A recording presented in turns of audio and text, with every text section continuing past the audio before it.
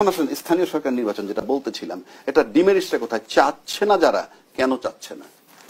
আপনি যখন এমপি নির্বাচনটা আগে করে ফেলবেন, তখন সে এমপি 300 এমপি হয়ে গেল। বাংলাদেশটা কিন্তু 300 ভাগে ভাগ হয়ে গেল। 300 ভাগে ভাগ হয়ে গেলে এক ভাগের মালিক হয়ে যায় এমপি সাহেব। আমাদের দেশে যে থিওরি, ওই যে জনগণ ক্ষমতার সব বুলশিট, ওটার মালিক হয়ে যান এমপি সাহেব। এমপি সাহেব মালিক হওয়ার পর কি করেন?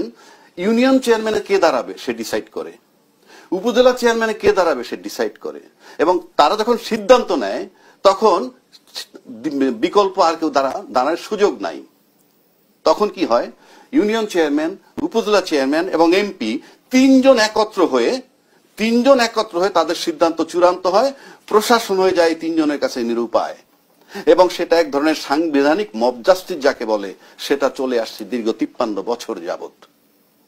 আর যদি আপনি স্থানীয় নির্বাচনটা আগে করেন, তাহলে 2টা 3টা 4টা প্রার্থী হতে পারে, তার ভিতরে সবচেয়ে যে পপুলার তিনি হবেন।